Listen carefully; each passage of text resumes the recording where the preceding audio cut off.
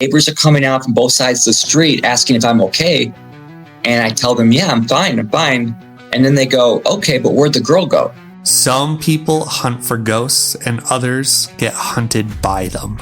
In this episode, we're going to sit down with Curt, a real life paranormal investigator who's been chased by shadows, guided by something he believes is his guardian spirit, and changed forever by what he found inside of America's most haunted asylum. His story starts at 16 with a crash, a mysterious woman, and a question that still haunts him today. Did you have like a first occasion or experience that was like the paranormal is real? Yeah. I've had little incidences my whole life, to be honest. But one time when I was 16, which I'll care to elaborate on, absolutely. But one time when I was 16, and another time when I was 3 years ago, that made me want to do the ghost hunting for real. It was the same two people that saw it with me. We saw a shadow in a graveyard, and it was just right next to us. And we couldn't get it on camera. We went back with cameras and tried to get it. And then we're like, you know what? Let's just keep doing this. Let's keep going and seeing if we could go to bigger places. And we just started doing that. But once when I was 16, and then once when I was about 36, I was when I was at the graveyard. Wow. So take us back to the graveyard. Like, what were you guys doing there?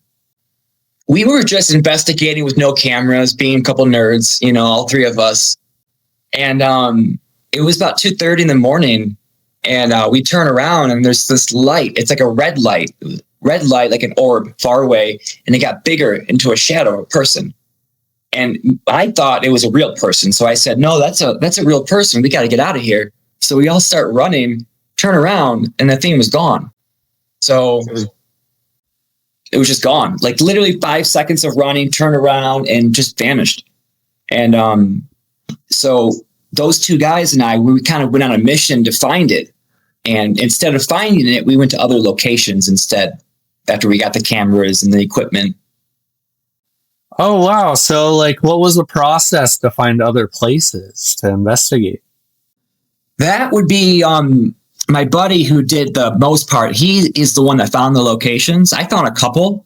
It was just a matter of going online and looking up other researchers, other investigators, where they went, and then seeing how far it is. Really, it's just a matter of seeing how far everything was. Nice. And then that led your road down the paranormal investigations that you were showing. Oh, yeah. Oh, that's awesome. Did you always believe like spirits were there, or was it the graveyard was just like, yeah, this is real? I've always believed, especially after I was 16. I guess I can go ahead and tell that story. It's kind of messed up, though. Yeah, I'd love to hear it. All right. Well, I was in an accident one time, a van accident. I was driving in the subdivision, and I passed out. I was 16 years old, and I had a dream. When I was passed out that I heard this voice of a woman talking to me, telling me I got to be careful. I need to stay home more often, not leave the house. And I was up to no good, 16-year-old. And I woke up and I found out that I hit a tree when I was passed out. So I get out of the van. I'm okay. Everything's fine. But it's 5:36 in the morning. Neighbors are coming out from both sides of the street asking if I'm okay. And I tell them, yeah, I'm fine. And then they go, okay, but where'd the girl go? And I said, what girl? There was no girl. All that I had was that dream that a woman was talking to me in my ear. And they said, well, we turned around when we heard the noise. We saw a woman in your passenger seat. We turned around again and she was gone. And I'm like, no, there was no woman. I came alone. I'm positive. And that's what makes it so amazing, because there was nobody there. I was completely alone. Wow. And how many people were like saying like, where'd the girl go? About 4 or 5 different people, different houses. Yeah. The police officer pissed off that they couldn't find a girl because he wanted to arrest me or something. It was ridiculous, but there was nobody there. It was just me. It was just you, like a guardian angel almost. Wow. That's what that's what I do. I really do believe that it was a guardian of some sort. Did it ever happen again where almost the same entity, or kind of occasion happen? Kind of, actually. I had a dream. This is kind of cheesy, but I had a dream like maybe in my 20s that it was such a vivid dream. I can remember every bit and piece of it. But I had a dream that my guardian that night, from that day, that morning, I should say, came to me and said that this is who I am, this is who I was, and they gave me a name. So I just been calling her that ever since. I got a name now for her. You got a whole name for her? Yep. Raidea. Raidea. How did the dream go? Like, did you ask for the name, or you don't remember? No, it's a Final Fantasy game. I was in my dream. I was in a Final Fantasy game, Final Fantasy VI, and she came as my favorite character. And she said, "This is the character that you would be more comfortable around." So it was really bizarre. And she said, "You can call me this from now on." I'm like, "Okay, that's the name then." I'll just. So when I started going to those haunted locations, I would pray to her, ask for protection. You know, that's really nice. Yeah. You ever feel like there was a moment where like it protected you in your investigations? Yes. Several actually, and sometimes I would even ask for her not to be so aware or present. I would ask for her to take a back seat sometimes, just in case, depending on where we went. Like when we went to Hinsdale, I asked for her to be front seat right there with me all the way, because I did not like the vibes from Hinsdale in New York. I just did not. I couldn't be in the kitchen in Hinsdale without getting dizzy. It was so bizarre. Every time I went in the kitchen, I just felt like I was going to pass out. Well, walk us through, like, what was, I'm going to pronounce this horribly, Hinsdale? Hinsdale, yeah. Hin, Hinsdale, yeah. Hinsdale. All right. Yeah, walk us through, like, you walk in the door and this feeling washes over you. Yeah. Well, like with Hinsdale, there was like a entrance, and then you walk into the front room and then the kitchen. So the kitchen, I'm sorry, it's like a outside Florida room that connects into the kitchen. So you go in the first room. I didn't feel anything in the first room. And then the second room, the kitchen, I had to sit down right away. And there's several times on that video that you see me sitting down as soon as I get into the kitchen, and you see me go like, grab my head and just have to sit down immediately. I was fine in the whole house. The rest of the house I was fine in. I even was testing it, going around different levels and seeing, but as soon as I crossed that barricade that was to the kitchen, I would get dizzy. Like I feel like a blood sugar attack. Like your whole blood sugar dropped and you had to sit down through it. Mm-hmm. Several times too. Was there anything else that happened in Hinsdale where you noticed like this wasn't right? Or yeah, both. That was my second time I ever saw a full black shadow, a full black outside of a window floating. I didn't like that. I didn't trust that.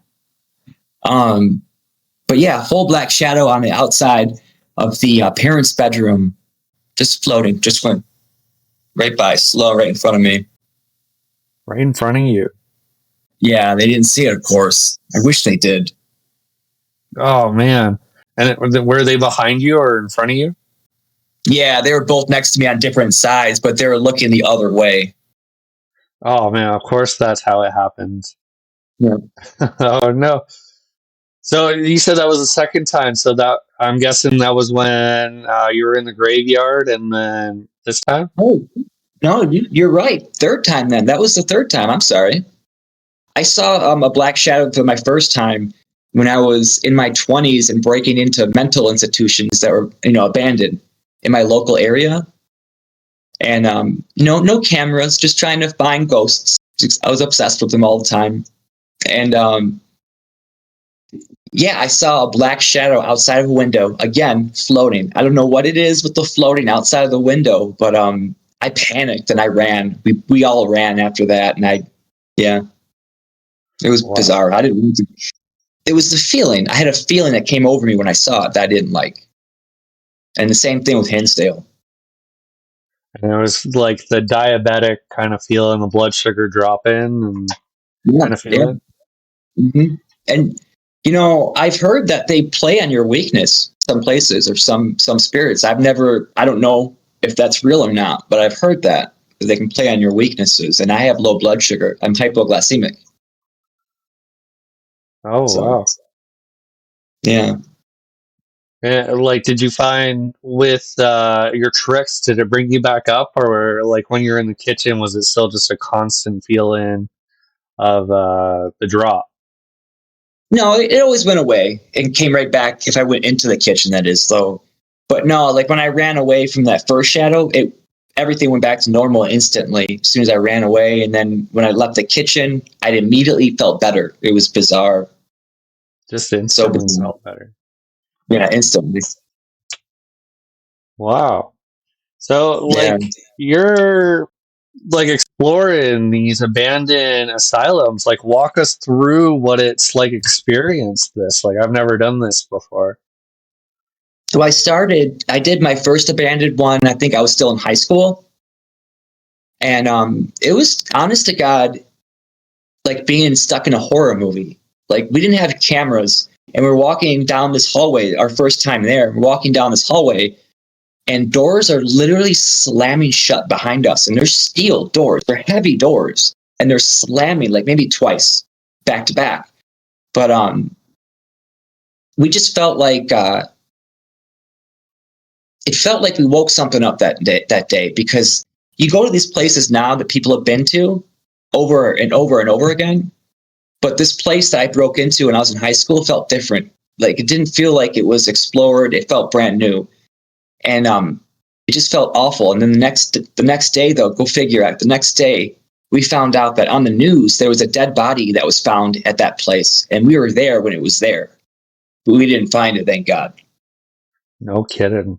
That'd be just trauma right there. Yeah. Yeah, really. So it just feels like you're in a horror movie, like being off camera, not having any cameras around, just with your buddies. It's vulnerable, you know? Like it's kind of scary, not gonna lie. Was this daylight or nighttime? Both. That one time was during the day though. The first time when the doors were slamming, that was during the day. So you're saying there was more activity during the daytime than there was nighttime, or did more stuff happen during the night? Well, actually, good. That's a really good question. It seemed like that place was more active during the day, actually. During the day. And was it just mainly the doors and the shadow, or did anything else happen? No, it was mostly that. Just that. And the shadow, yeah, the shadow was at a different insane asylum, though. So we just heard stuff at the first one. So there was multiple insane asylums that I've broken into. I probably don't know if I should talk about, but that's fine. Yeah, so like you're exploring these asylums. Has there been any other occurrence that like just shakes your memory? Or was it just the shadow one? The shadow one, the door slamming because it was so dominant. Just like it was literally next to us. It was the doors next to us. But when I was doing my year of ghost hunting with those two guys, right? And we went to Indiana State Sanatorium. It was so active during the day. It was more active during the day than at night. And we were doing a walkthrough right when we got there. We were walking through, and we heard a scream, like a woman's scream, but like a person, but like a floor below us. We're on the 5th floor of the building. We heard the scream, and again, the feeling that it brought was bad.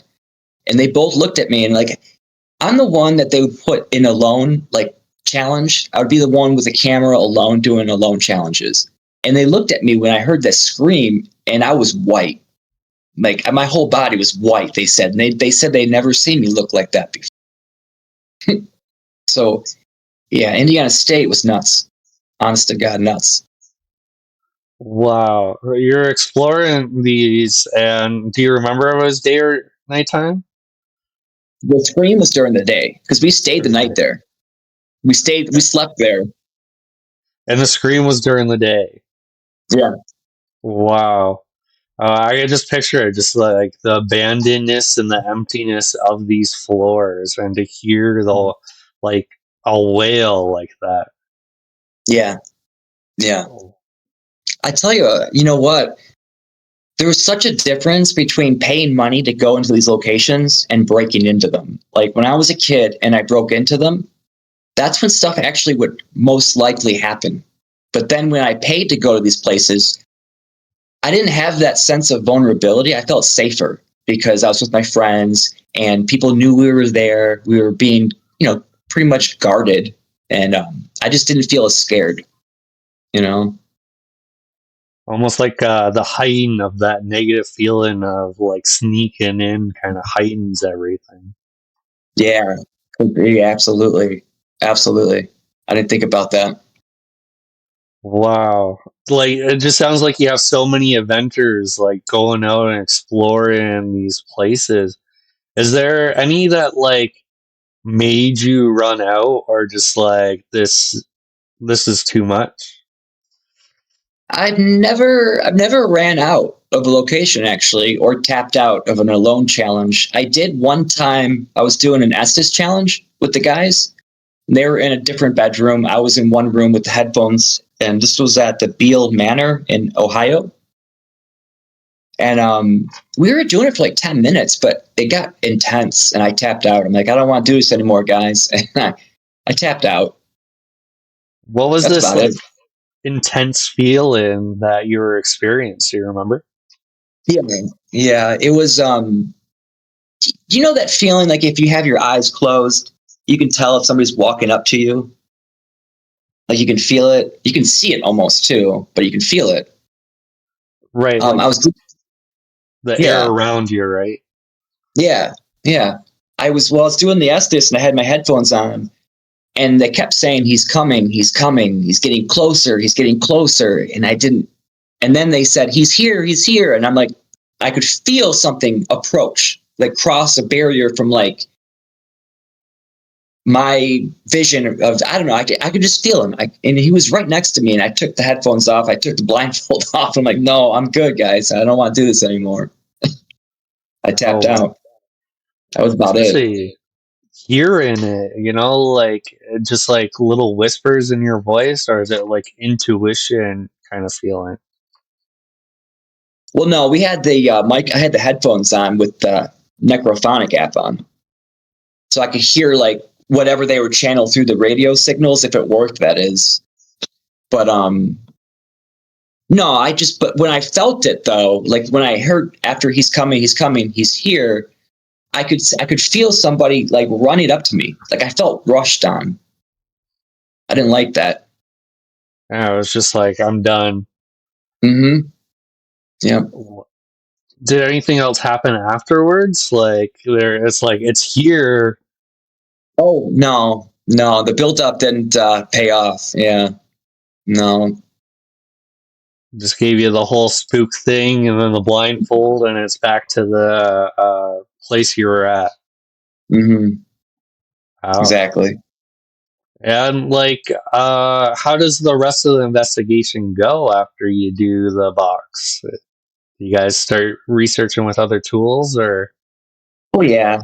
That's a really good question too, actually, because I had no idea. All three of us didn't know what we were doing. We got some devices and we just went with the flow, We would, like, for example, if we heard about certain activities being more dominant in the staircase, we would put REM pods there throughout the night.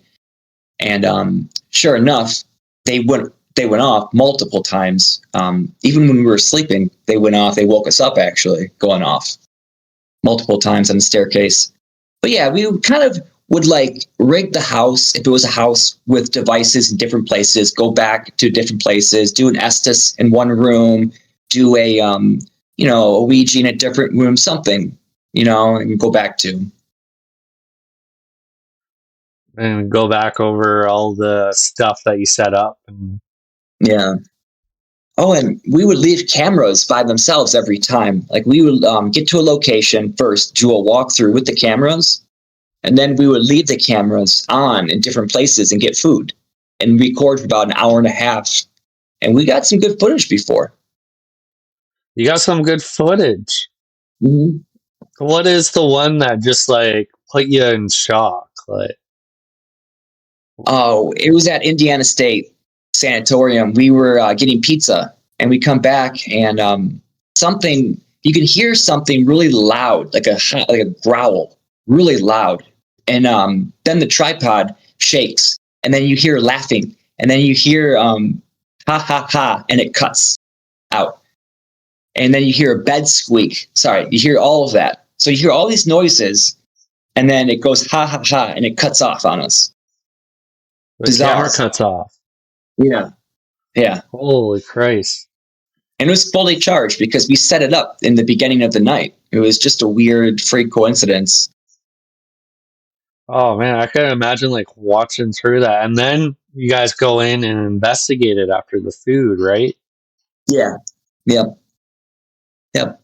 Just walking through mostly and exploring with different gadgets, you know. Wow. That's a lot of adventures, man. That's really cool that you go out and kind of just have fun with it and explore the unknown where you can go. Thank you. We went to like 15 places. I counted before this. And yeah, and like I don't do it anymore, but I am so grateful I got to do it. I'll tell you that much. I'm very grateful I got to do it because like beforehand, real quick, I had this phobia of death, right? Like I believed in the supernatural. I believe in ghosts, but I still had this phobia of dying. I just did.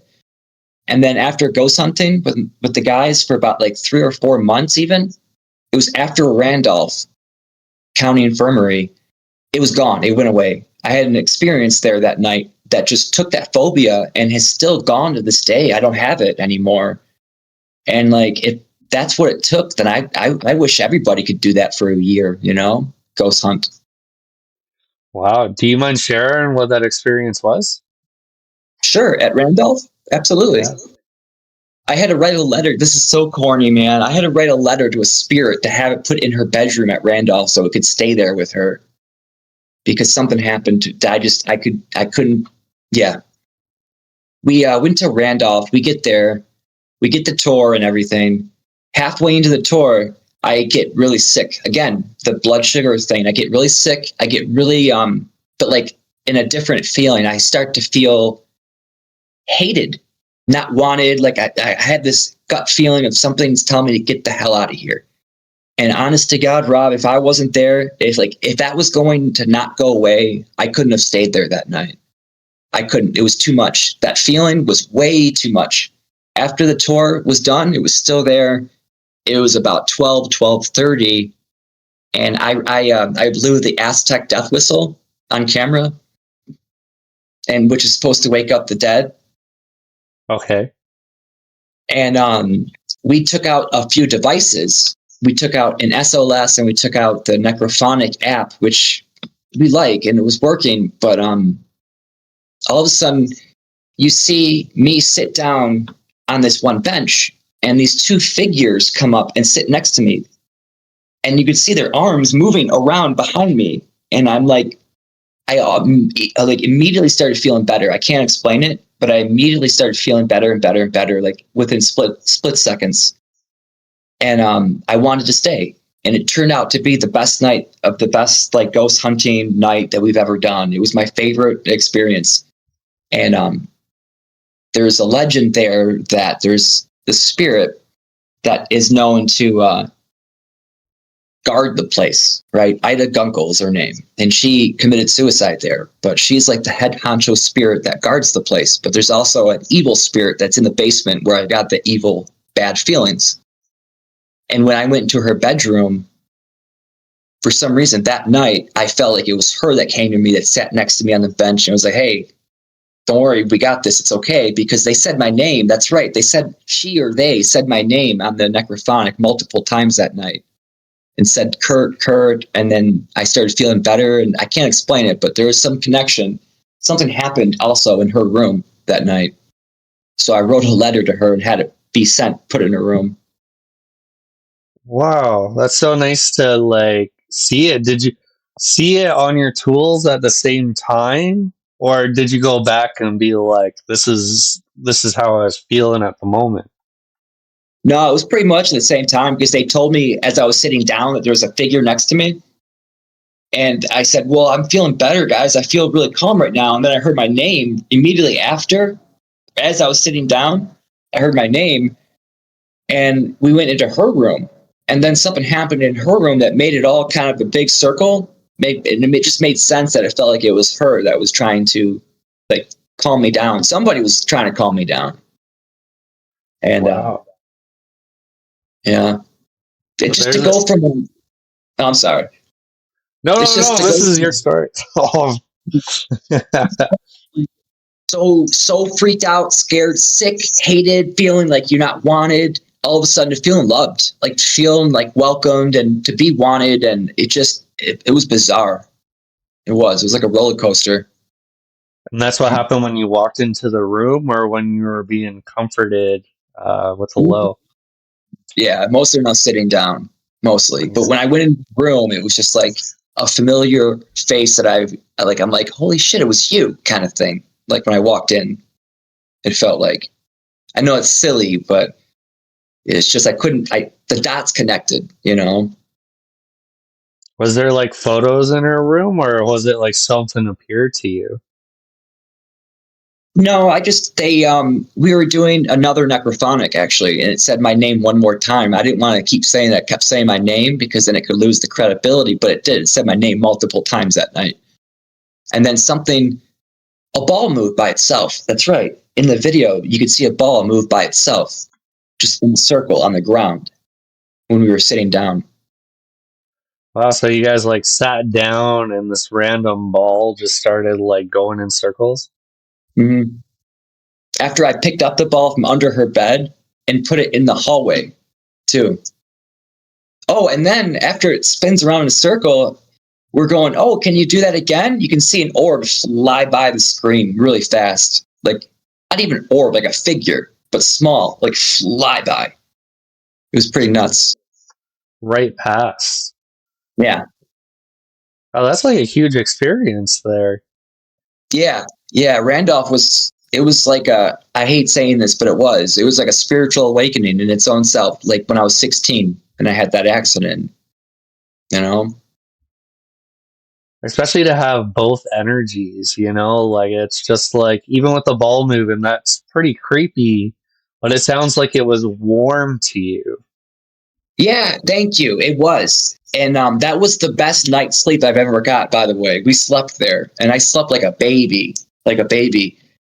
No, but real quick, somebody else, whenever anybody goes there, I watch their video when they go into her room and I can see my letter on her dresser.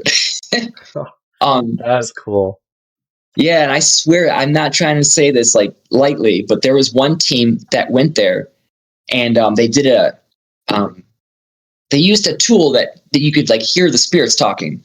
And I swear I heard "Get Curt" loud as day. And they were sitting with a letter. Yeah. I'll share it. I have it on my phone. I think, no, I'll have to re-download it, but I'll get it. I'll send it to you. Oh, that'd be awesome. Did you ever go back? Like, seeing something like that, I kind of want to go back there, you know? Not yet. Well, yes and no. I got to go back and knock on the front door, but they were locked. I couldn't get in. We drove past it one time, like months later. It's funny you asked me that. That's a really good question, actually, because I am going to go back. I don't care if I have to go alone, but I'm going to get maybe a friend and go spend the night, even if it's off camera. I don't care. I just want to go and like be there again. I think that'd be a really cool recording, like, especially if you heard "Get Curt." Yeah, I should bring a camera. Absolutely. I just wonder, like what would happen if I didn't bring a camera, Yeah. Do you think they get photo shy in the next realm? I think they don't want to be seen, to be honest. That's my theory based on like the things that I saw, because like one time I was doing an alone challenge and I was sitting in this house, the Monroe House in Indiana, the Demon House, they call it. I don't like that name, but I was sitting alone in the kitchen and I asked for a sign. And I swear at Rob, right in front of me, this kitchen door opens by itself, slow, all the way, 90 degrees, and stops. And we had 2 cameras, of course, set up, but it was not on camera. It wasn't on camera. Of course it's not, right? Like, come on, give us the real stuff. Right. all you see is my face go like that. I think that's the one you were showing us there in the group chat, wasn't it? I think it was.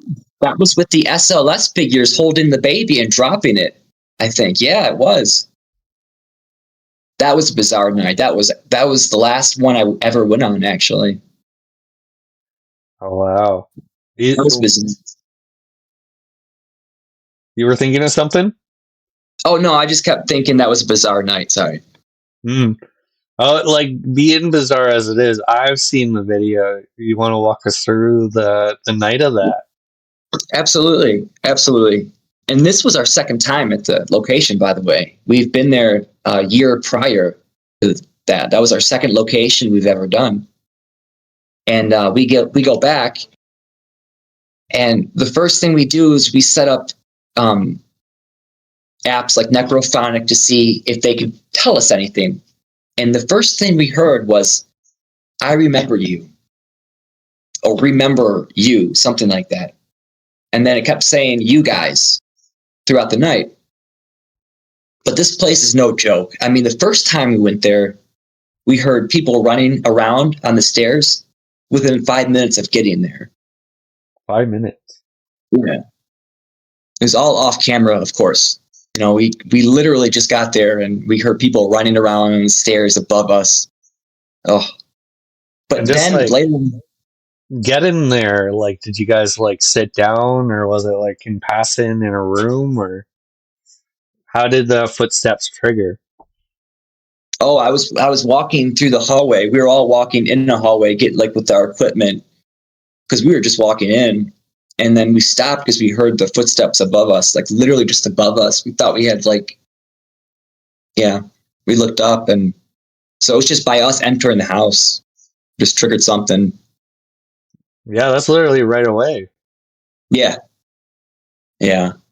But no, that night, the second time when we went back, way more happened. I don't know if the place was more familiar with us and more comfortable with us, but the SLS figures were crazy. I don't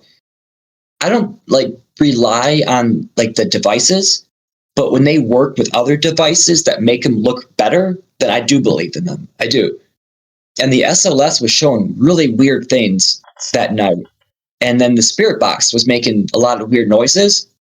So I took the camera with the SLS and I would shine it at the spirit box. And you could see a huge figure touching the spirit box. Every time we asked a question, we would say, "Can you touch that device?" You would see the hand go down and touch it. So when you use devices multiple with each other and they work, like they did that night, that's when I started believing in it. And that night, everything was working together perfectly, all night. Wow. So when it was touching the device, that was activating it too, or was it just calling camera touching it? Well, I think it was all in the same time, though. Yeah, well, it was really weird. Real quick, I meant to add this part. It was when my buddy Scott was doing a alone challenge, and he got the name Elizabeth. And every time that we said the name Elizabeth, it would touch the spirit box. So we would ask, "Is your name Elizabeth?" And it would touch it. We would say, "Are you a girl?" It would touch it again. So it was just all in one sequence. All in one sequence. Yeah. Oh, that's awesome. Well, in a spooky way, I would just be terrified. Yeah. And that was after I did my alone challenge. So I did my alone challenge and saw the cupboard door open. And then that was 12:30, 1 in the morning. And then we did the rest of the night. And it definitely kept going. Wow. And that was your last time going out with the guys. Yeah. And in total is what you're saying. You haven't gone out since then. No, I want to. Don't get me wrong. It just kind of fell apart, the group itself. That happens, right? Yeah. Well, if you had the opportunity to go tomorrow, where would you go? Oh, 2 different places, or 3 maybe, but no, 2 stick out the most. Randolph, for sure. Randolph, where the letter is, and Indiana State. Indiana State. Yeah, that place was like a theme park, man. Hey. Yeah. For future paranormal investigators, what would you recommend to them? What would be your words of wisdom? That's a good question. Honestly, like I don't know much about of that stuff. I just know a little bit of like what not to do, I guess. But I would say go with who you're comfortable with, who you feel safe with. Because like that's going to be your energy you're taking with you. And wherever they are is where you're going to be. So yeah, choose wisely who you're going with. Choose wisely. Keep good vibes around. Exactly. Oh, that's really Yeah. nice. Let's think. So, when you were 16 and the girl appeared, like you Yeah. literally just passed out driving, right? Like it was just all of a sudden the wave washed over you, and then Well, I was doing stupid things that day. That's why I left out of the story. fair enough. We're all stupid when we're young, and we learn from it. Yes, Wow. I'm very grateful that I'm not like that anymore, and I'm grateful that it was a long time ago. But you know what? I wouldn't trade it in. I honestly, I still take that path. Like I went to my dad's house the other day, and it's in his subdivision, and I still passed that tree on purpose because like it's kind of sentimental now. It's where I met my spirit or my guardian angel, or so I believe. A reminder of all of it. Yeah. Has there been Yeah. any, like, you kind of go and like check out that tree? Has there been any instance or like you may have seen something, or is it just kind of the feeling that keeps pulling you back? No, just the feeling. Yeah, I haven't seen anything. I'm very like sensitive with feelings, right? Like we go to these graveyards and I would be able to see these barriers, not see, I'm sorry, feel. Like we walked on this new concrete and I could feel dizzy again as soon as I walked on the concrete. And I said, guys, come here, step on this concrete and tell me what you feel. And they did, and they felt the same way as I did. It's like crossing over onto something. And it was like the kitchen at Hinsdale again. I got dizzy. So I feel things very easily, I think. And I don't know. It's nice being aware of that, I trust my feelings is all. Yeah, it's kind of nice having that intuition, it kind of makes you feel more comfortable. It sounds Yeah. like. Yeah, it does. Awesome. Well, is there anything else you'd like to share with us? Being here sharing your paranormal stories. I can't think for the single life of me anything else. I got pretty open tonight, which is cool. I usually don't. I'm glad I did, though. I'm glad I did. I really appreciate it. Yeah, of course. Yeah. Once again, I really appreciate you hopping on. Is there anything you'd like to plug in? I know you stream. Did you want to plug in your channel? Oh, it's okay. It's just my initials, right? CM, like Curt and then Michelle. CM Key Gaming. So CM Key Gaming. And I just started streaming video games. I just got a PlayStation 4. It's all new to me, so I figured I'd stream it too, maybe meet some people. You're rocking all my favorites there, so it's nice hopping on. Nice. Yeah, I really appreciate you taking the time and sharing a lot of stories here of all your experiences, and especially the one with the lady in the room and the different energies feeling all in one total. Holy Christ. Well, thank you. I'm glad to do it, my friend. Thanks for hitting the end of the episode and watching it all. I really appreciate you here. If you're new here, we would really appreciate if you liked or subscribed. It really helps this channel grow. If you have your own paranormal experience you would like to share, hit up oopsallghost@gmail.com. We'd love to have you on. I'm always watching all my social platforms, so feel free to hit us there too. Anyways, stay spooky, guys.